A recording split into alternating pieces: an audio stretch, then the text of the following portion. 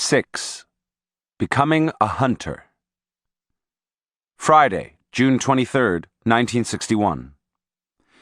As soon as I sat down, I bombarded Don Juan with questions. He didn't answer me and made an impatient gesture with his hand to be quiet. He seemed to be in a serious mood. I was thinking that you haven't changed at all in the time you've been trying to learn about plants, he said in an accusing tone. He began reviewing in a loud voice all the changes of personality he'd recommended I should undertake. I told him that I had considered the matter very seriously and found that I couldn't possibly fulfill them because each of them ran contrary to my core. He replied that to merely consider them wasn't enough and that whatever he had said to me was not said just for fun.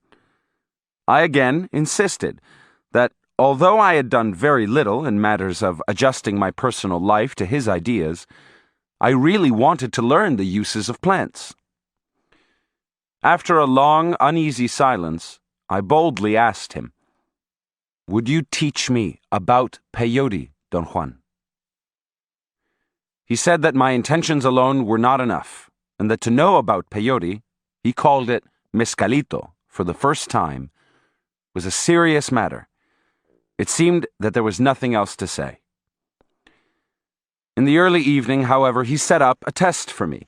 He put forth a problem, without giving me any clues to its solution, to find a beneficial place or spot in the area right in front of his door, where we always sat to talk. A spot where I could allegedly feel perfectly happy and invigorated. During the course of the night, while I attempted to find the spot by rolling on the ground, I twice detected a change of coloration on the uniformly dark dirt floor of the designated area. The problem exhausted me, and I fell asleep on one of the places where I detected the change in color. In the morning, Don Juan woke me up and announced that I had had a very successful experience.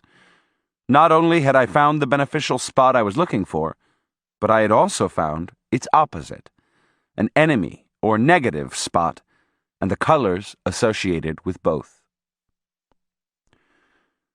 Saturday, June 24th, 1961. We went into the desert chaparral in the early morning. As we walked, Don Juan explained to me that finding a beneficial or an enemy spot was an important need for a man in the wilderness.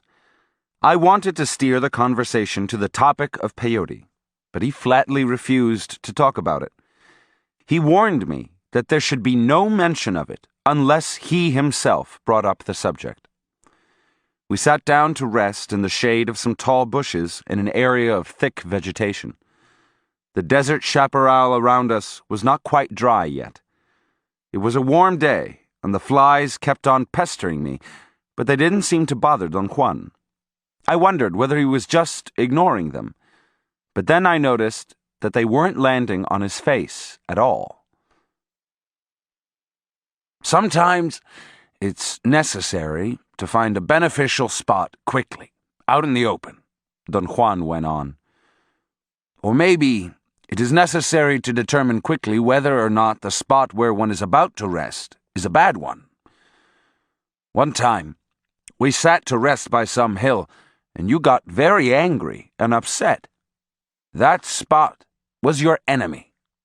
A little crow gave you a warning, remember?" I remembered that he had made a point of telling me to avoid that area in the future. I also remembered that I had become angry because he hadn't let me laugh.